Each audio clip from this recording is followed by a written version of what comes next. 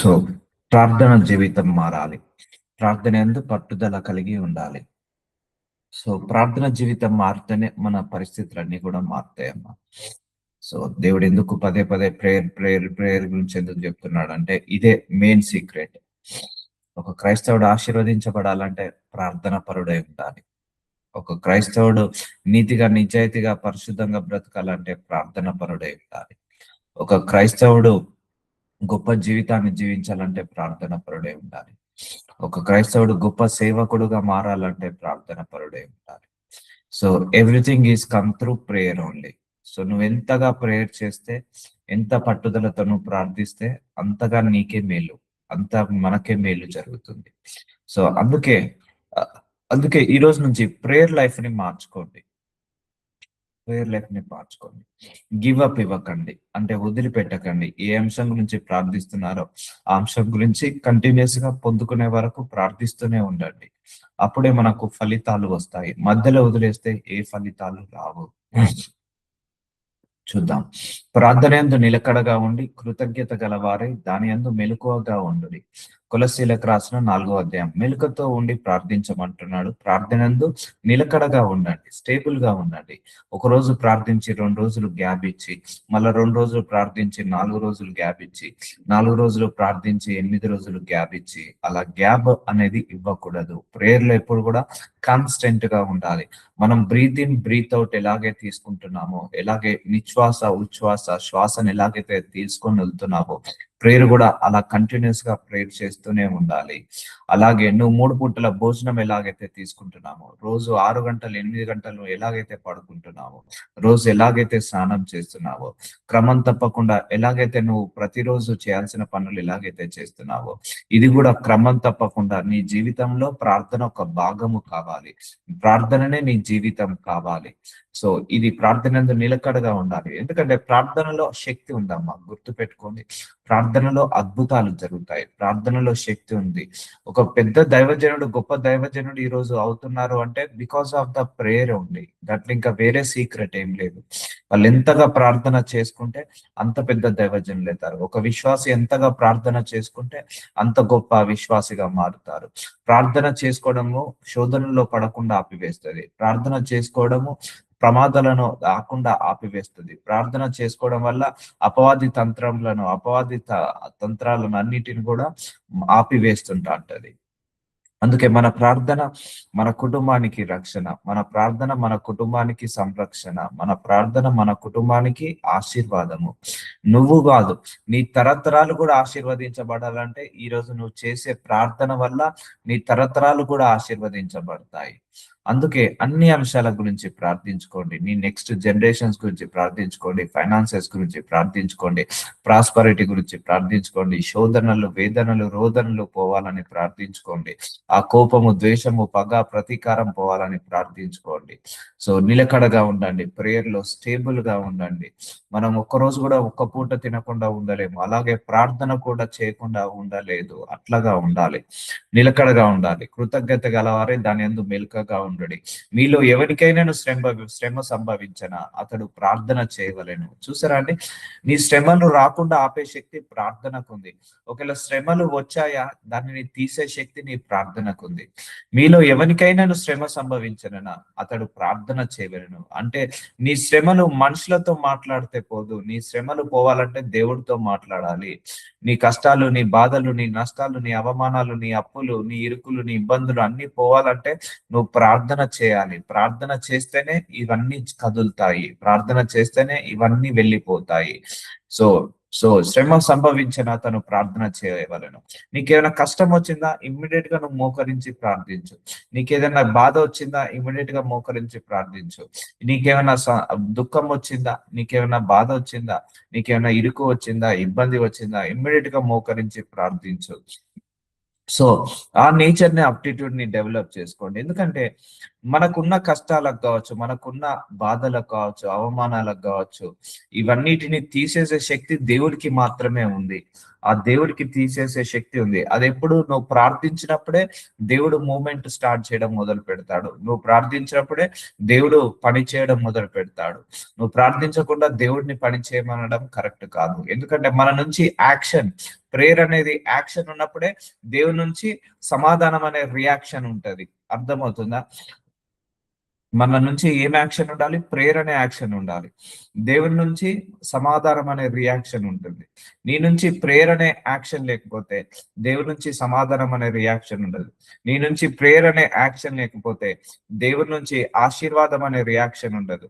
నీ నుంచి ప్రేయర్ అనే యాక్షన్ లేకపోతే దేవుడి దగ్గర నుంచి సంతోషము అనే యాక్షన్ కావచ్చు, లేకపోతే స్వస్థత, విడుదల అనే యాక్షన్ రియాక్షన్ కావచ్చు, ఉండదు ఉండదు.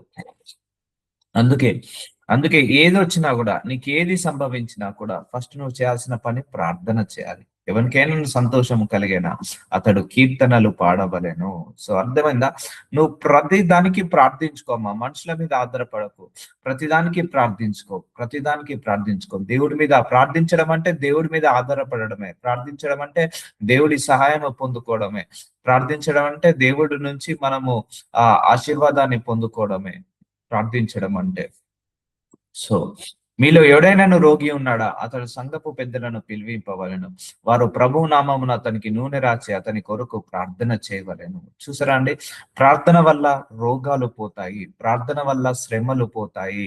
ప్రార్థనల వల్ల మనకు ఆశీర్వాదాలు వస్తాయి. ఒకవేళ నీ ప్రార్థన సరిపోకపోతే ఒక దైవజనుడిని పిలిపించుకో. ఒక దైవజనుడి దగ్గరికి వెళ్ళి, ఆ దైవజనుడి దగ్గరికి వెళ్ళి ప్రార్థించమని అడుగు. దేవుడు, ఆ దైవజనుడు నీ కోసం ప్రార్థించినప్పుడు దేవుడు వింటాడు. సో ఒక దైవజనుడి ప్రార్థన చాలా ఆశీర్వాదకరం అమ్మ. ఒక దైవజనుడి యొక్క ప్రార్థన మనకు ఎంతో రక్షణని ఇస్తుంది, ఎంతో సేఫ్టీని ఇస్తుంది. కాబట్టి నీకు రోగి ఉన్నావా, నువ్వు ప్రార్థించుకోమని చెప్పాడు. ఇంతకుముందు వరుసలో నీకు శ్రమ సంభవించిందా, ప్రార్థన చేసుకోమన్నాడు. చూసారా అండి? ప్రతి దానికి prayer prayer prayer prayer prayer prayer prayer prayer prayer prayer prayer అన్నిటికీ ప్రేయరే. అంతేగా, ప్రేయరే సొల్యూషన్, ప్రేయరే ఆన్సర్, ప్రేయరే క్యూర్, ప్రేయరే హీలింగ్, ప్రేయరే డెలివరెన్స్, ప్రేయరే బ్లెస్సింగ్. నీకు ఏది రావాలన్నా ప్రేయర్ వల్లనే సాధ్యము. నువ్వు ఆశీర్వదించబడాలన్నా ప్రేయరే, ఆశీర్వదించబడకుండా ఉండాలన్నా, నువ్వు ఆశీర్వదించబడలేకపోతున్నావంటే ప్రేయర్ లేకపోవడం వల్లనే. సో అర్థమవుతుందా? నువ్వు నీ పిల్లల గురించి కూడా ప్రార్థించు. వాళ్ళు తొలగిపోకుండా, వాళ్ళు నెక్స్ట్ జనరేషన్ కూడా నీ ప్రేయర్ వల్ల వాళ్ళ భవిష్యత్తును మార్చొచ్చండి. అర్థమవుతుందా? నీ నెక్స్ట్ జనరేషన్ బ్లెస్సింగ్స్ కూడా ఉండాలంటే నీ ప్రేయర్ వల్ల నీ నెక్స్ట్ జనరేషన్ బ్లెస్సింగ్స్ కూడా మారుతాయి. సో అందుకే ఒక జనరేషన్ కర్సెస్ ఉన్న ప్రేయర్ వల్ల సాధ్యమవుతుంది. నీకు 20-30 సంవత్సరాల నుంచి అప్పుల బాధలు ఉన్నాయా? ప్రేయర్ వల్లనే సాధ్యమవుతుంది. నీకెన్నో అవమానాలు, నిందలు ఉన్నాయా? ప్రేయర్ వల్లనే నీకు అవమానాలన్నీ వెళ్ళిపోతాయి. సో నువ్వు ప్రార్థన పరుడుక, అంతే. నువ్వు ప్రార్థనలో గడుపు చాలు. మిగిలిన కార్యాలన్నీ దేవుడే చూసుకుంటాడు. దేవుడే చూసుకుంటాడు. మిగిలినన్ని దేవుడే చక్కబెట్టుకుంటాడు. ఎందుకంటే నువ్వు ప్రార్థన చేయనంత వరకు నీ జీవితంలో ఏది మారదు, ఏది మార్పు రాదు. అప్పులున్నాయా? పర్లేదు, నీకు ఎలాగా ప్రార్థించి నువ్వు అయ్యా నా అప్పులను తీసేయని అడుగు, దేవుని ఇస్తాడు. సో నీకు రోగం ఉందా? దేవుడు ప్రార్థించుకోమంటున్నాడు. ఒకవేళ నీ ప్రార్థన సరిపోకపోతే ఒక దైవజనుడి దగ్గరికి వెళ్ళి ప్రార్థించుకోమంటున్నాడు. విశ్వాస సహితమైన ప్రార్థన ఆ రోగిని స్వస్థతపరచును. చూసారా అండి? విశ్వాసంతో ప్రార్థించే ప్రార్థన. నువ్వు కూడా ఈరోజు విశ్వాసంతో ప్రార్థించు. దేని గురించి అడుగుతున్నావు? పిల్లల భవిష్యత్తు, విశ్వాసంతో అడుగు. లేకపోతే ఆరోగ్యం గురించి అడుగుతున్నావా? విశ్వాసంతో అడుగు. ఉద్యోగం గురించి అడుగుతున్నావా? విశ్వాసంతో అడుగు. శక్తి లేకపోతే నీకు ఒంటిలో సత్తువ లేదు, ఆరోగ్యం లేదు, లేకపోతే అప్పుల బాధలు ఉన్నాయా? విశ్వాసంతో ప్రార్థించు. ఆ విశ్వాస సహితమైన ప్రార్థన రోగిని స్వస్థతపరచును. చూసారా? ప్రార్థన వల్ల రోగులు స్వస్థతపరుస్తారు. ప్రార్థన వల్ల రోగాలు వెళ్ళిపోతాయి. ప్రార్థన వల్ల మనుషులకు విడుదల, స్వస్థత వస్తుంది. ప్రభు అతని లేపును. అంటే చూసారా, ఆ ప్రార్థన చేస్తే ప్రభు అతన్ని లేపును. నువ్వు ప్రార్థన చేయకపోతే ప్రభు అతడు లేపడు. చూసారా? అంటే నువ్వు ప్రార్థన చేస్తేనే ప్రభువు పని చేస్తాడు. నువ్వు ప్రార్థన చేయకపోతే ప్రభు పని చేయడు. అతడు పాపములు చేసిన వాడైతే పాప క్షమాపణ నొందును. చూసారా? పాపాల క్షమాపణ కూడా నీ ప్రార్థన ద్వారా పొందుకోవచ్చు. నువ్వు ఎన్ని తప్పులు, పొరపాట్లు, పాపాలు, దోషాలు చేసినా మళ్ళీ నువ్వు ప్రార్థించుకున్నప్పుడు నువ్వు పాప క్షమాపణ పొందుకుంటావు. నీకు రోగం ఉందా, ప్రార్థించుకున్నప్పుడు స్వస్థత పొందుకుంటావు. అప్పులున్నాయా, ప్రార్థించుకున్నప్పుడు అప్పుల బాధ నుంచి విడుదల పొందుకుంటావు. నీకు అనారోగ్య సమస్యలు ఉన్నాయా, ప్రార్థించుకున్నప్పుడు అనారోగ్య సమస్యల నుంచి విడుదల పొందుకుంటావు. గర్భఫలము లేదా, ఆ గర్భఫలం రావాలని ప్రార్థించుకో. ఆ గర్భఫలము రావాలని ప్రార్థించుకో. దేవుడు అద్భుత రీతిగా గర్భఫలాన్ని ఇస్తాడు. వివాహం జరగట్లేదా, ప్రార్థించుకో. మంచి అమ్మాయిని, మంచి అబ్బాయిని తీసుకొచ్చి వివాహం జరిపిస్తాడు.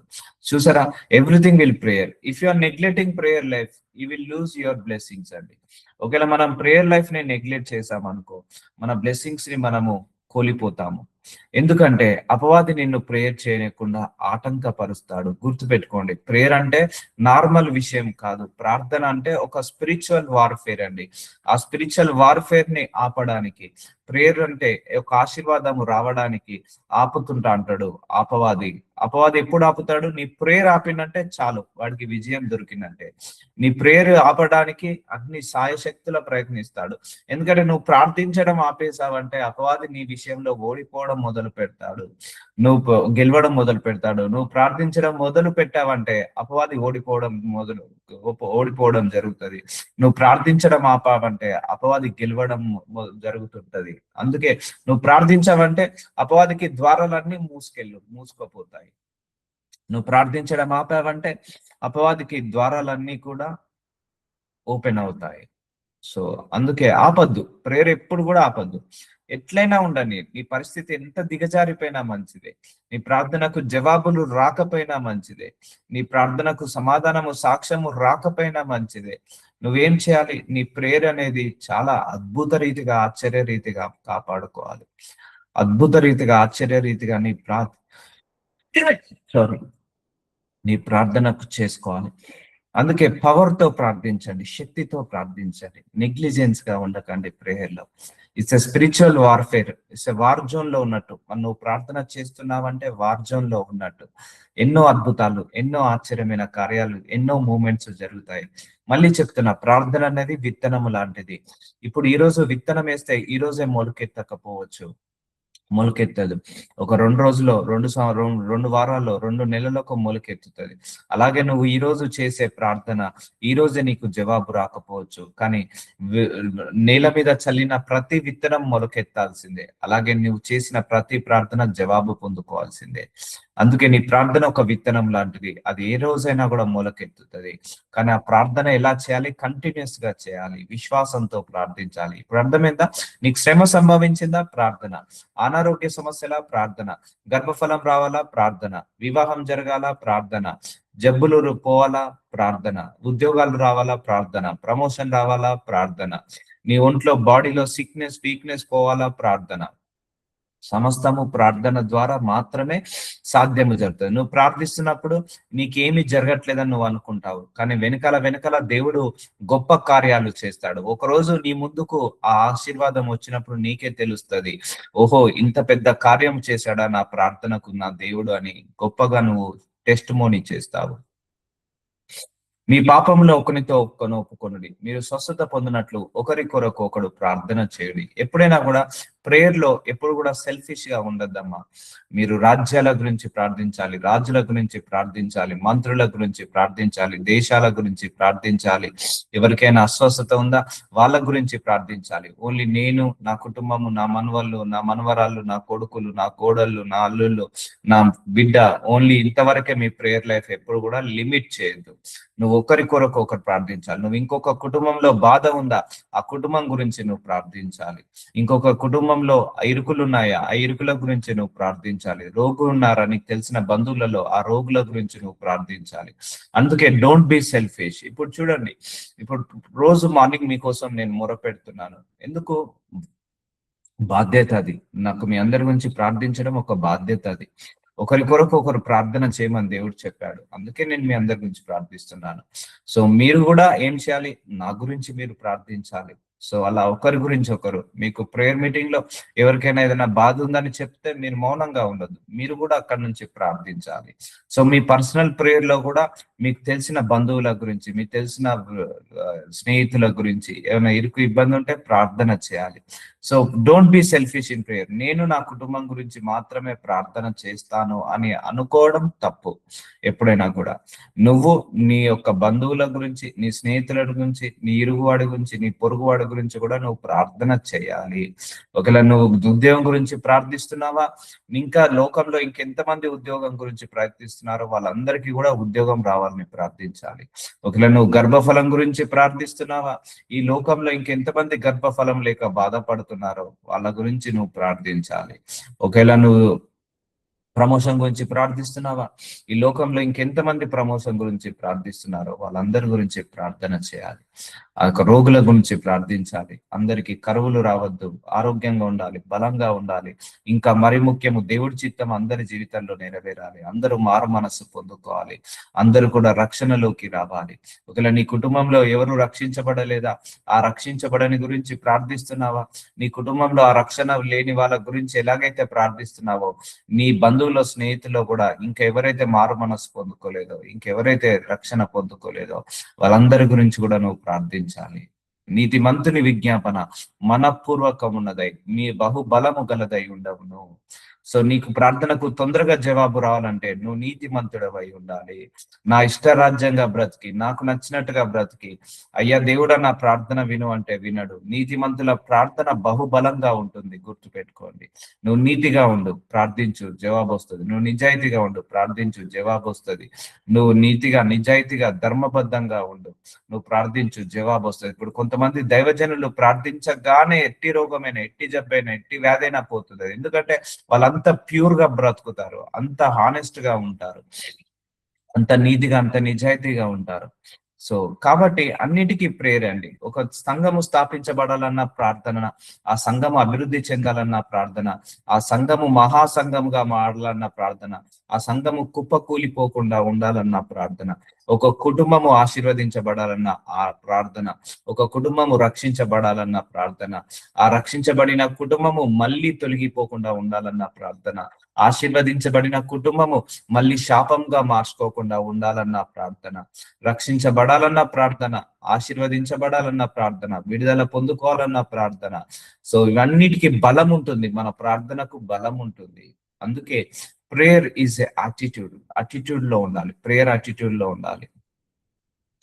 ఏలియా మన వంటి స్వభావం గల మనుషుడే, వర్షింపకుండునట్లు అతడు ఆసక్తితో ప్రార్థన చేయగా. చూసారా, ఏలియా ప్రవక్త అతను వర్షం పడకుండా ఉండునట్లు ఆసక్తితో ప్రార్థన చేసినప్పుడు 3.5 సంవత్సరాలు భూమి మీద వర్షింపలేదు. ఇంతకుముందు ప్రార్థించుకోమన్నాడు శ్రమలు వచ్చినప్పుడు, తర్వాత రోగాలు వచ్చినప్పుడు ప్రార్థించుకోమన్నాడు.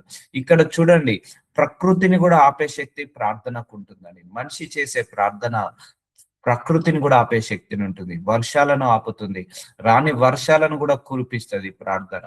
సో ప్రార్థన వల్ల ఎండలు ఆగిపోతాయి, వర్షాలు ఆగిపోతాయి, ప్రార్థన వల్ల కాలాలు మారిపోతాయి, సమయాలు మారిపోతాయి. ఏలియా ప్రవక్త మనలాంటి స్వభావం గల మనుషుడే, వర్షింపకున్నట్లు అతడు ఆసక్తితో ప్రార్థన చేయగా. చూడరా, ఇక్కడ ఏమని పెట్టాడు దేవుడు? ఆసక్తితో ప్రార్థన చేయగా, ఆసక్తితో, కాన్సన్ట్రేషన్ తో, ఇంట్రెస్ట్ తో, ఫోకస్ తో ప్రార్థన చేయమంటున్నాడు. 3.5 సంవత్సరాలు భూమి మీద వర్షం కురిపింపలేదు అంటే నీ ప్రార్థనకు వర్షాలను ఆపే శక్తి కూడా ఉంటుంది. నీ ప్రార్థనకు వర్షాలను మళ్ళీ కురిపించే శక్తి కూడా ఉంటుంది. సో అర్థమవుతుందా? ఎలా ప్రార్థించాలి? ఈ రోజు నుంచి ఆసక్తితో ప్రార్థన చేయాలి. అతడు మరల ప్రార్థన చేయగా ఆకాశము వర్షం ఇచ్చెను, భూమి తన ఫలము ఇచ్చెను. సో మరలా ప్రార్థించాడు, ఆకాశం ఏమైంది? వర్షం ఇచ్చింది, భూమి తన ఫలం ఇచ్చాను. సో చూసారా అండి, ప్రకృతిని కూడా ఆపే శక్తి ప్రార్థనకు ఉంది, వర్షాలను కురిపించే శక్తి ప్రార్థన ఉంది, నేచర్ ని కంట్రోల్ చేసే శక్తి ప్రార్థనకు ఉంది. కానీ మనకు దేవుడితో సావాసం చేసినప్పుడే ఆ శక్తిని మనం పొందుకుంటాము. సో అందుకే ప్రార్థన అనేది చాలా చాలా చాలా నిజమైన క్రైస్తవుడికి ముఖ్యమైన ఆయుధము, ముఖ్యమైన ఘట్టము. సో ఇది లేకుండా మన జీవితాన్ని పోరాడలేము. ప్రార్థన జీవితం లేకుండా మన లోకంలో ఉన్న శ్రమలను జయించలేము, పోరాటాలను జయించలేము, మన లోకంలో వస్తున్న ఇరుకులను, ఇబ్బందులను దేన్ని కూడా జయించలేము. ఒక ప్రార్థన వల్లనే మనం అన్నిటినీ జయించగలుగుతాము. కాబట్టి నువ్వు వీసా గురించి ప్రార్థిస్తున్నావా? ప్రార్థించు, తప్పకుండా నువ్వు వీసా పొందుకుంటావు. నీ పిల్లలకు మంచి భవిష్యత్తు రావాలని ప్రార్థించుకుంటున్నావా? ప్రార్థించుకో, తప్పకుండా పొందుకుంటావు. నేను చాలా మందికి డాలర్లో సంపాదించుకోవాలని ప్రార్థించాను. వాళ్ళు నిజంగా అమెరికాకి వెళ్ళి డాలర్లో సంపాదించుకోవడం స్టార్ట్ చేశారు. సో చాలా మందికి డబుల్ శాలరీలు రావాలని ప్రే చేశాను. చాలా మందికి డబుల్ శాలరీస్ వచ్చాయి. చాలా మందికి అప్పులు లేకుండా సొంత వాహనాలు కొనుక్కోవాలని ప్రార్థించడం జరిగింది, అలాగే వచ్చాయి. సో అలా ఏదైనా జరుగుతుంది. ప్రార్థనకు విశ్వాసంతో, నమ్మకంతో ప్రార్థించండి. సో అప్పుడు నువ్వు ప్రార్థనకు దేవుడు కరుణిస్తాడు. అందుకే ఈరోజు ఏం పాటలు నేర్పించాడు దేవుడు? శ్రమ సంభవించినా ప్రార్థించుకో. ఎవడైనా రోగి ఉన్నాడా? ప్రార్థించుకో. నీకు పాపాలు క్షమించబడాలా? ప్రార్థించుకో. వర్షాలు అంటే నేచర్ ని కంట్రోల్ చేయాలా? ప్రార్థించుకో. సో ఇవన్నీ కూడా ప్రార్థన వల్లనే సాధ్యమవుతుంది. కన్స్టెంట్ గా ఉండండి ప్రేయర్ లో. ఎప్పుడు కూడా అప్ డౌన్ ఉండొద్దు. ఒకటే గుర్తుపెట్టుకోండి, ఇప్పుడు ఇక్కడ మన స్థాయి ఉంది, నువ్వు ప్రార్థించావు, మన స్థాయి దిగజారిపోతుంది. మళ్ళీ ప్రార్థిస్తున్నావు, ఈ ప్లేస్ లో కూడా నువ్వు ప్రార్థించు, అయినా దిగజారిపోతుంది మన స్థాయి. ఇంకా ప్రార్థిస్తున్నావు, అయినా దిగజారిపోతుంది నీ స్థాయి. ఈ స్థాయిలో కూడా నువ్వు ప్రార్థించు, ఇంకా దిగజారిపోతున్నావు. ఎంత దిగజారిపోయినా కూడా నువ్వు ప్రార్థించు. ఒక్కసారి ఎంతైతే దిగజారిపోయావో అంతకు రెండింతలుగా నువ్వు పైకెక్కుతావు. అంతకు రెండింతలుగా పైకెక్కే శక్తి నీ ప్రార్థనకుంది. ఇప్పుడు ఇక్కడ నుంచి ఇక్కడ దిగజారిపోయావు, ప్రార్థన ఆగిపోయావు, ఇంకా దిగజారిపోతావు, ఇంకా దిగజారిపోతావు. ఇంకా పైకి అనేది వెళ్ళడం అనేది ఉండదు, ఇక మైనస్ లోకే వెళ్ళిపోతావు. సో అర్థమవుతుందా? ఇప్పుడు ఇక్కడ నువ్వు ఒక 10వ స్థానంలో ఉన్నావు, నువ్వు ప్రార్థించుకుంటున్నావు, 9వ స్థానానికి వచ్చావు, ప్రార్థించుకుంటున్నావు, 8వ స్థానానికి వచ్చావు, ప్రార్థించుకుంటున్నావు, 5వ స్థానానికి వచ్చావు, ప్రార్థించుకుంటున్నావు, 0 స్థానానికి వచ్చావు, అయినా ప్రార్థించుకుంటున్నావు. ఆ 0 స్థానాన్ని కాస్త 10 నుంచి మొదలు పెట్టావు కదా, నీ జీవితము 20కి పోతుంది. ఒకవేళ నువ్వు ప్రార్థించుకోవట్లేదు, 10వ స్థానం నుంచి 9వ స్థానానికి వచ్చావు, ప్రార్థించుకోవట్లేదు, 9వ స్థానం నుంచి 8వ స్థానానికి వచ్చావు, ప్రార్థించుకోవట్లేదు. ఎంత ప్రార్థించినా నా స్థానం మారుతలేదు, నా పరిస్థితులు మారుతలేవు అన్నావా, 0కి వెళ్ళిపోతావు. 0 నుంచి మైనస్ లోకి వెళ్ళిపోతావు, మైనస్ లో నుంచి ఇంకా మైనస్ లోకి వెళ్ళిపోతావు. సో అక్కడ నుంచి ఇక లేపడం అంటూ ఉండదు, లేవడం అంటూ ఉండదు. అదే నువ్వు ప్రార్థిస్తే, నువ్వు ఎంత దిగజారిపోయినా నీ ప్రార్థన వల్ల అంతకు రెట్టింపు ఆశీర్వాదాన్ని పొందుకుంటావు. యోబు అన్ని విషయాలలో దిగజారిపోయాడు, అన్ని విషయాలలో కోల్పోయాడు, ఆయన ప్రార్థన ఆపలేదు, ఆయన దేవుణ్ణి నమ్మడం ఆపలేదు. ఎంత రెండింతల ఆశీర్వాదాన్ని దేవుడు ఇచ్చేశాడు యోబుకి. అర్థమవుతుందా అండి? సో అలా పనిచేస్తుంది ప్రార్థన.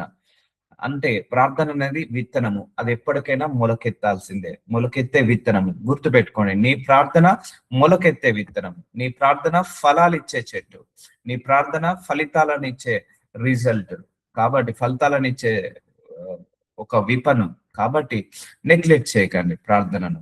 చూడండి, ఏలియా వర్షాలు కురుపు అనగానే కురిచాయట, వర్షాలు ఆగిపో అనగానే ఆగిపోయాయట. ఎలా ప్రార్థించాడు? ఆసక్తితో ప్రార్థించాడట. సో ఆసక్తితో నువ్వు కూడా ప్రార్థించు. వస్తుంటాంటే కార్యాలు జరుగుతుంటాంటాయి, అద్భుతాలు జరుగుతుంటాంటాయి. ఒకటి, నీతిమంతుడి ప్రార్థనకు బలం ఉంటుంది, నీతిమంతుడి ప్రార్థనకు శక్తి ఉంటుంది. అంటే నువ్వు ప్రార్థన చేసే ముందు నువ్వు ఏం అడగాలి? దేవుడిని నీతి నీవు ప్రభు అని అడగాలి, పరిశుద్ధత నీవు ప్రభు అని అడగాలి, పవిత్రత నీవు ప్రభు అని అడగాలి, శుద్ధ హృదయం ఇవ్వు ప్రభు అని అడగాలి. ఎందుకంటే అమ్మా ఒకటే గుర్తుపెట్టుకోండి, శుద్ధ హృదయం నుంచి వచ్చే ప్రార్థన చాలా వేగవంతంగా పనిచేస్తుంది. శుద్ధ హృదయంతో వచ్చే ప్రార్థన చాలా ఫలితంగా పనిచేస్తుంది. ఇప్పుడు నేను మనసులో 10 మంది మీద ద్వేషం పెట్టుకొని ప్రార్థించాను అనుకోండి, ఆ ప్రార్థన వినపడదు, ఆ ప్రార్థనకు జవాబు రాదు. అదే 10 మందిని నేను క్షమించేసి నేను ప్రార్థించాను అనుకోండి, తక్కువ రిజల్ట్ వస్తుంది. అర్థమవుతుందా? సో ఇలా కార్యాలు జరుగుతాయి. అంటే నీ ప్రార్థనకు జవాబు రావాలంటే నీ నేచర్ కూడా యాడ్ కావాలి. నీ కైండ్ నేచర్, నీ గుడ్నెస్ నేచర్, నీ యొక్క ఫర్గివ్నెస్ నేచర్, నీ లవ్ నేచర్, నీ యొక్క మనస్తత్వము, ఇవన్నీ కూడా కలిస్తేనే దేవుడికి నువ్వు ఆ యొక్క ప్రార్థనకు జవాబు పొందుకోగలుగుతావు. So don't worry for anything. అన్నిటికీ ప్రేరే. మళ్ళా మన నేచర్ మారాలన్నా, మరము మారాలన్నా, మన లోపల పగ, ప్రతీకారము, ద్వేషము పోవాలన్నా అన్ని ప్రార్థనే. అందుకే అందరు ఈ రోజు నుంచి శుద్ధ హృదయం దయచే ప్రభు అని ప్రార్థించండి. శుద్ధ హృదయంతో వచ్చే ప్రార్థన చాలా వేగవంతంగా పనిచేస్తుంది. అందరూ కూడా నీతిని నాకు దయచే ప్రభు, పరిశుద్ధతను దయచే ప్రభు, శుద్ధ హృదయాన్ని దయచే ప్రభు, నన్ను ప్యూరిఫై చేయ ప్రభు. సో ఇవన్నీ నువ్వు ప్యూరిఫై అయ్యాక నువ్వు చేసే ప్రార్థనకు గొప్ప రిజల్ట్స్ వస్తాయి. మీరు అపవాది తంత్రములను ఎదిరించుటకు. చూసారా అండి, ఇవంతా స్పిరిచువల్ వార్ఫేర్. అపవాది తంత్రములు ఇవన్నీ కూడా ఆపుతుంటా అంటాడు. నీకు ఉద్యోగం రాకుండా ఆపుతుంటా అంటాడు, వీసా రాకుండా ఆపుతుంటా అంటాడు, గర్భఫలం రాకుండా ఆపుతుంటా అంటాడు, పిల్లలకు భవిష్యత్తు మంచిగా రాకుండా ఆపుతుంటా అంటాడు. సో ఎన్నో ఆటంకాలు, ఎన్నో ఇరుకులు, ఎన్నో ఇబ్బందులు. ఇప్పుడు మినిస్ట్రీలో ఉన్నాను నేను, ఈ సంఘము నడవకుండా ఆపుతుంటా అంటాడు. ఎన్నో ఎన్నో రకాలుగా ఇరుకులను పెడతాడు, ఎన్నో రకాలుగా అవమానాలు తీసుకొస్తాడు. సంఘ కాపర్ల మీద ఎన్ని నిందలు వేయాలో అన్ని నిందలు. ఎందుకంటే నిందలు వేస్తే మనిషి ఏమవుతాడు చెప్పండి? కృంగిపోతాడు, డిసప్పాయింట్ అవుతాడు, డిమోటివేట్ అవుతాడు, డిప్రెషన్ లోకి వెళ్ళిపోతాడు. నిందలు వేయడం వల్ల, అవమానాల వల్ల పరువు మీద కొడుతుంటా అంటాడు అపవాది. ఆ దైవజనుల యొక్క పరువు మీద కొడుతుంటా అంటాడు. వాళ్ళు ఏవి తప్పు చేయకున్నా కూడా ఆ సంఘ సభ్యులనే పైకి లేపుతుంటా అంటాడు, వాళ్ళ నుంచి ఆపోజిట్ డైరెక్షన్ లో. సో అలాగే విశ్వాసులను కూడా ప్రార్థించుకోకుండా ఆపుతుంటా అంటాడు, ప్రార్థన చేయకుండా ఆపుతుంటా అంటాడు, గర్భఫలం రాకుండా ఆపుతుంటా అంటాడు, ఎన్నో ఇరుకులు, ఎన్నో ఇబ్బందులు, ఎన్నో ఆశీర్వాదాలు రాకుండా ఆపుతుంటా అంటాడు. ఎందుకంటే వాడు కంటికి కనపడదు, నీ ప్రార్థన కూడా నీ కంటికి కనపడదు, కానీ వాడి తంత్రములను ఎదిరిస్తుంది నీ ప్రార్థన. అర్థమవుతుందా? నీ ప్రార్థన అపవాది తంత్రములన్నిటిని ఎదిరిస్తుంది, బ్లాక్ మ్యాజిక్ ని ఎదిరిస్తుంది, విచ్ క్రాఫ్ట్ ని ఎదిరిస్తుంది, డిప్రెషన్ ని ఎదిరిస్తుంది, అడిక్షన్స్ ని ఎదిరిస్తుంది, డిప్రెషన్ ని ఎదిరిస్తుంది. ఈ ప్రార్థన ఎన్ని రకాలుగా బలపరచాలో అన్ని రకాలుగా కాపాడుతుంది. సో ఒక మనిషి డ్రగ్స్ లో అడిక్ట్ అయి ఉన్నాడు, ప్రార్థన వల్ల వాడు అడిక్షన్ నుంచి బయటకు వస్తాడు. ఒక మనిషి ఆల్కహాల్ అడిక్షన్ లో ఉన్నాడు, లేకపోతే అడల్టరీ, ఫోర్నికేషన్, లేకపోతే ఇల్లీగల్ రిలేషన్షిప్ లో అడిక్ట్ అయి ఉన్నాడు, ప్రార్థిస్తే వాటి నుంచి విడుదల పొందుకుంటాడు. ఇవన్నీ అపవాది తంత్రములు. పర్లేదు, మనకున్న కాన్ఫిడెన్స్ ఏంటి చెప్పాలండి? ఏంటిదంటే దేవుడిచ్చిన సర్వాంగ కవచనము ధరించుకోనండి, అదే ప్రార్థన అనే కవచాన్ని ధరించుకోండి. ఎలా ఉండాలి ధరించుకోవడం అంటే? ఇప్పుడు నేను ఈ వస్త్రాన్ని ధరించుకున్నాను అంటే ఎల్లవేళలా ఈ వస్త్రము నా దగ్గరే ఉంటది, నేను తీసేసేంత వరకు నా ఒంటి మీదనే ఉంటది ఈ కవచనము. అలాగే నువ్వు వస్త్రాన్ని ధరించుకోవాలి, ప్రార్థన అనే వస్త్రాన్ని నువ్వు ధరించుకోవాలంటే అది ఎల్లవేళలా నీతోటే ఉండాలి. నువ్వు ఎల్లవేళలా నువ్వు నడుస్తున్నా, పడుకున్నా, ప్రేయర్ చేస్తూనే ఉండాలి. ఎందుకంటే అపవాది 10,000 తంత్రాలు వేయనివ్వండి, నువ్వు భయపడాల్సిన అవసరం లేదు. ఇప్పుడు ఒకటే ఉన్నది, ఇప్పుడు బయటంతా కరువు ఉన్నది, కానీ నీ ఇంట్లో ఒక సంవత్సరానికి సరిపోయేంత గ్రాసరీ ఉన్నది, నువ్వు భయపడతావా? భయపడవు. నీకు బయటంతా కరువు ఉన్నది, నీ ఇంట్లో చేతి నిండా డబ్బు ఉన్నది, నువ్వు భయపడతావా? భయపడవు. ఎందుకు? నీ లోపల ఆ సప్లై ఉంది నీ దగ్గర. సో అలాగే అపవాది నీ ఉద్యోగం మీద కొట్టని, ప్రాబ్లమే లేదు, భయపడకు. నీ పిల్లల భవిష్యత్తు మీద ఎదురు దెబ్బలు తీసుకురాని, ప్రాబ్లమే లేదు, భయపడకు. ఎందుకంటే నీ దగ్గర సర్వాంగ కవచనము, దేవుడిచ్చిన సర్వాంగ కవచనము, ప్రార్థన అనే కవచనం ఉంది నీ దగ్గర, ప్రార్థన అనే ఆయుధం ఉంది. ఈ ఆయుధం ఉన్నంత వరకు నువ్వు భయపడాల్సిన అవసరమే లేదు. ఎట్టి బ్లాక్ మ్యాజిక్ కి భయపడకు, విచ్ క్రాఫ్ట్ కి భయపడకు, ఎలాంటి ఫెయిల్యూర్స్ కి భయపడకు, ఎలాంటి అవమానాలకు, ఎలాంటి నిందలకు, ఎలాంటి రిజెక్షన్లకు భయపడకు. ఇప్పుడు ఒక సీఎం బయటకు వెళ్తాడండి, భయపడతాడా? భయపడాడు. ఎందుకంటే చుట్టూ ప్రొటెక్షన్ కాన్వాయ్ ఉంటుంది, చుట్టూ ప్రొటెక్షన్ సెక్యూరిటీ ఉంటుంది, అంబులెన్స్ ఉంటుంది, బాడీ గార్డ్స్ ఉంటారు, గన్మెన్స్ ఉంటారు. ఎవ్వరు కూడా ఏది అటాక్ చేయకుండా వాళ్ళు ప్రొటెక్ట్ చేస్తారు. అందుకే వాళ్ళు ఎక్కడికి వెళ్ళినా ధైర్యంగా వెళ్తారు, ధైర్యంగా వస్తారు. ఇప్పుడు ప్రధానమంత్రి ఉన్నాడు, ఆయన బయటికి వెళ్తే భయపడతాడా? భయపడాడు.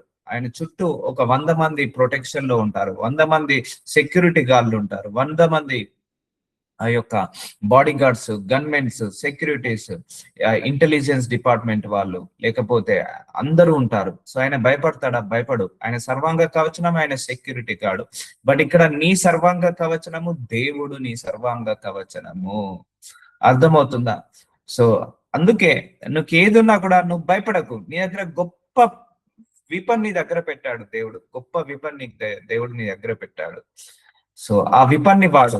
నీ పరిస్థితులు మారాలన్న ప్రార్థన, నీ కాలాలు మారాలన్న ప్రార్థన, నీ సిచ్యువేషన్స్ మారాలన్న ప్రార్థన, నీ అంగలార్పు నాట్యంగా మారాలన్న ప్రార్థన, నీ దుఃఖము సంతోషంగా మారాలన్న ప్రార్థన, నీ అప్పులు ఆస్తులుగా మారాలన్న ప్రార్థన, నీకు అన్ని కూడా ప్రార్థన. ఈ ప్రార్థననే కవచనం నువ్వు తొడుక్కున్నంత వరకు, ప్రార్థననే ఈ యొక్క ఆయుధం నీ దగ్గర ఉన్నంత వరకు నువ్వు దేనికి భయపడకు, ఏ శ్రమలకు భయపడకు, ఏ పోరాటాలకు భయపడకు, ఏ నిందలకు భయపడకు, ఏ అవమానాలకు భయపడకు, ఏ బలహీనతలకు భయపడకు, దేనికి కూడా నువ్వు భయపడద్దు.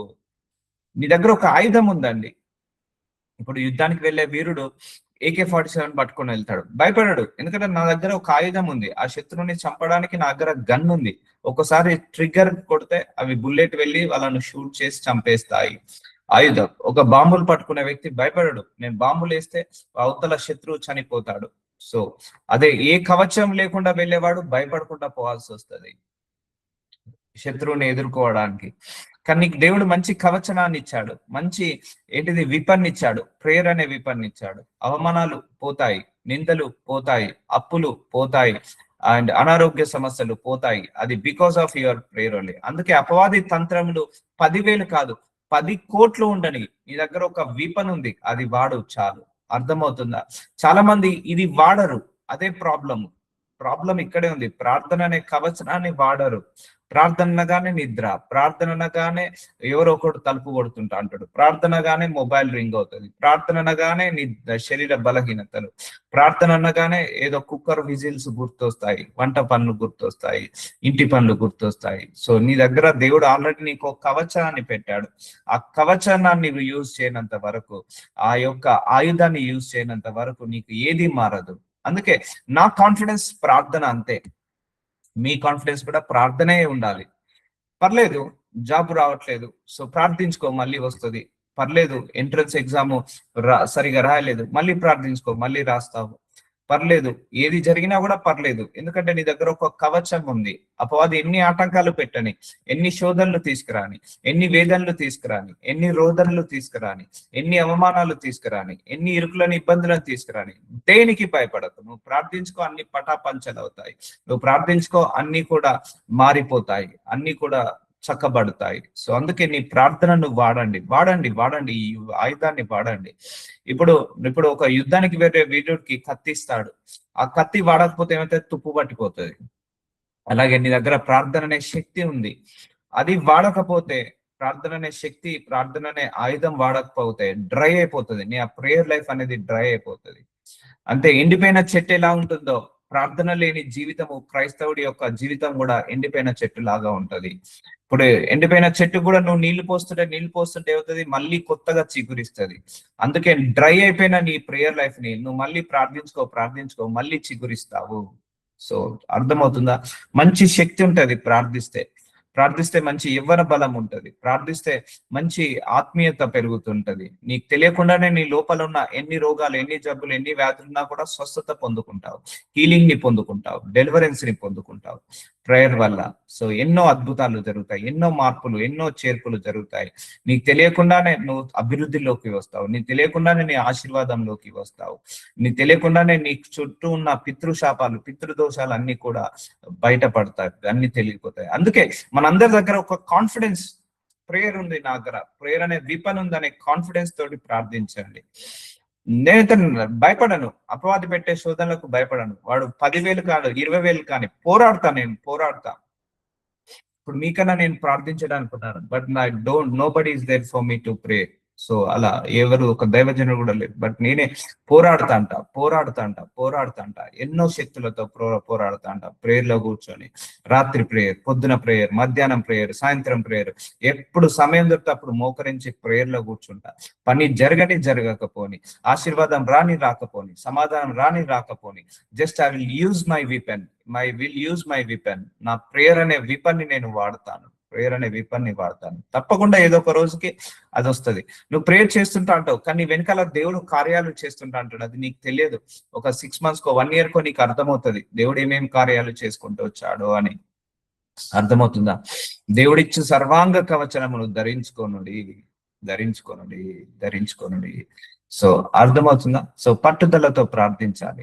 Never give up in prayers, ఏ ప్రార్థనకు ఏ సమాధానం వస్తుందో తెలియదు, ఎప్పుడు ఏ ప్రార్థనకు ఏ జవాబు వస్తుందో తెలియదు, ఎప్పుడు ఏ ప్రార్థనకు శాంతి వస్తుందో, సమాధానం వస్తుందో, ఎవరికి మారు మనస్సు వస్తుందో తెలియదు, ఎప్పుడు ఫలితాలు వస్తాయో తెలియదు. అన్ఎక్స్పెక్టెడ్ రీతిగా నువ్వు ప్రేయర్ కూడా మళ్ళీ ఇంకొక లక్షణం ఉందండి. నువ్వు ఎక్స్పెక్ట్ చేసిన రీతిలో కాదు, నువ్వు ఎక్స్పెక్టెడ్ చేయని అన్ఎక్స్పెక్టెడ్ రీతిలో నీకు సమాధానం వస్తుంది. మనం అనుకున్న సమయానికి రాకపోవచ్చు, కానీ దేవుడు అనుకున్న సమయానికి ప్రార్థనకు జవాబు వస్తుంది. నువ్వు ఎక్స్పెక్ట్ చేసిన సమయానికి రాకపోవచ్చు, నువ్వు ఎక్స్పెక్ట్ చేయని అన్ఎక్స్పెక్టెడ్ సమయంలో నీ ప్రార్థనకు జవాబు కూడా రావచ్చు. సో అర్థమవుతుందా? So this is the greatest weapon. ఈ విపెన్ ఉన్నవాడు ఎవడు భయపడాల్సిన అవసరము లేదు. ఈ ప్రార్థన అనే విపన్ ఉన్న వాళ్ళు అపవాది తంత్రములు 10,000 కాదు 10 లక్షలు వేయనివ్వండి, వాటిని ఆపే శక్తి నా ప్రార్థనకు ఫోర్స్ ఉందండి. ప్రార్థనకు ఫోర్స్ ఉంది. ఇట్స్ లైక్ ఏ ఆర్మీ అండి. నువ్వు ఒక్కసారి కూర్చొని ప్రార్థిస్తున్నావు, మోకాళ్ళ మీద నిలబడి ప్రార్థిస్తున్నావా, ఇట్స్ ఏ ఫోర్స్. అది ఒక ఆర్మీ ఫోర్స్ ఎలాగైతే దిగుతుందో నీ ప్రార్థన కూడా ఒక ఫోర్స్ దిగుతుందండి. ఒక దైవదూతల ఫోర్స్ దిగుతుంది. సో అన్ని ఆపివేస్తుంది, పటాపంచలు అవుతాయి, అపవాది శక్తులన్నిటితో యుద్ధము జరుగుతుంటది ప్రార్థన. అందుకే it's a spiritual warfare. So spiritual warfare, use it this weapon, use it this weapon. ఇప్పుడు ఆ ప్రధానమంత్రి భయపడడు, చుట్టూ అంతా సెక్యూరిటీ చూసుకుంటది. ఆ ముఖ్యమంత్రి భయపడడు, చుట్టూ కాన్వాయ్ ఉంటుంది, సేఫ్ గా వెళ్తాడని ధైర్యం.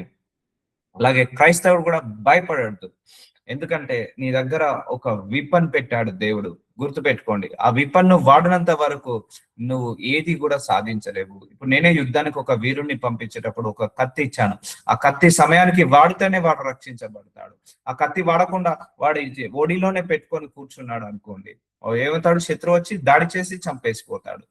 అదే కత్తి తీసాడు అనుకోండి, ఆ శత్రువు మీద దాడి చేసి ఆపుకోవచ్చు. అందుకే నీ శత్రువు దాడిని ఆపడానికి నీ ప్రార్థన అనే కత్తిని వాడు, నీ ప్రార్థన అనే AK-47 గన్నుని వాడు, నీ ప్రార్థన అనే బాంబుని వాడు, నీ ప్రార్థన అనే విపన్స్ ని వాడు. సో ప్రేయర్ లైక్ ఏ విపన్, గుర్తు పెట్టుకోండి, మర్చిపోకండి. It's a ultimate power. Prayer కి అల్టిమేట్ పవర్ ఉంటుంది. అల్టిమేట్. ఏలియా ప్రార్థించినప్పుడు వర్షాలు ఆగిపోయాయి అంటే అంత అల్టిమేట్ పవర్ ఉన్నట్టా లేదా? ఆయన ప్రార్థించినప్పుడు అగ్ని ఆకాశం నుంచి కురవబడింది. అల్టిమేట్ పవర్ ఉంది ప్రేయర్ కి. సో అందుకే never neglect your prayer life, never neglect. నిజమైన క్రైస్తవుడు ప్రతిరోజు ప్రార్థించుకుంటాడు. చెప్తున్నా కదా, ఎంత దిగజారిపోయినా మంచిదే నీ పరిస్థితి, ప్రార్థన ఆపకు. ఒక రోజు నువ్వు ఎంతైతే దిగజారిపోయావో అంతకు 7 రెట్లుగా నువ్వు పొందుకుంటావు, అంతకు 10 రెట్లుగా నువ్వు పొందుకుంటావు, అంతకు 100 రెట్లుగా నువ్వు పొందుకుంటావు. సో అలా పనిచేస్తుంది ప్రార్థన. ఒక బ్యాంకులో మనీ డిపాజిట్ చేసుకుంటాం కదా, ఈ రోజు నేను ఒక 100 రూపీస్ డిపాజిట్ చేశాను, రేపు ఇంకొక 100 రూపీస్ డిపాజిట్ చేశాను, ఎల్లుండి ఇంకొక 100 రూపీస్ డిపాజిట్ చేశాను, 300. అలాగా సంవత్సరం మొత్తం నేను ప్రతిరోజు కూడా ఒక 100 రూపీస్ డిపాజిట్ చేశాను. ఒక రోజు వచ్చే వరకు lakhs రూపీస్ అవుతాయి. నాకు కష్టం వచ్చినప్పుడు, నాకు బాధ వచ్చినప్పుడు ఎక్కడికి వెళ్తాను? వాళ్ళని అడుగుతానా, వీళ్ళని అడుగుతానా? ఎందుకు అడుగుతాను? నా దగ్గర ఆల్రెడీ డిపాజిట్ లో ఒక అమౌంట్ పెట్టుకున్నాను కదా, బ్యాంక్ లో డిపాజిట్ అమౌంట్ పెట్టుకున్నాను కదా. ఫైనాన్స్ ప్రాబ్లం వచ్చినప్పుడు నా బ్యాంక్ లో ఉన్న అమౌంట్ నుంచి నేను డిపాజిట్ విత్ డ్రా చేసుకుంటాను. అర్థమవుతుందా? బ్యాంక్ లో నుంచి నేను విత్ డ్రా చేసుకుంటాను, ఎవరి దగ్గరికి వెళ్ళాల్సిన అవసరం లేదు నాకు. అలాగే నీకు కష్టం వచ్చినప్పుడు, నీకు ఆపద వచ్చినప్పుడు, నీ ఇబ్బంది వచ్చినప్పుడు నువ్వు ఇప్పటి వరకు చేసిన ప్రార్థన నిన్ను కాపాడుతుంది. నీ కష్టకాలంలో నువ్వు ఇప్పటి వరకు చేసిన ప్రార్థన నిన్ను కాపాడుతుంది. నీ నష్టకాలంలో ఇప్పటి వరకు చేసిన ప్రార్థన నిన్ను కాపాడుతుంది. Prayer like A deposit in the bank account. గుర్తు పెట్టుకోండి, నువ్వు చేసే ప్రార్థన.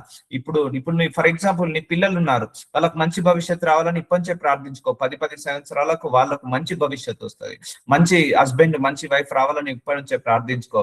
వాళ్ళకు మంచి హస్బెండ్ మంచి లైఫ్ పార్ట్నర్ వస్తారు. సో అలాగా పనిచేస్తుంది. అంటే నువ్వు చేసే ప్రార్థన ఒక బ్యాంక్ లో వేసే డిపాజిట్ లాంటిది.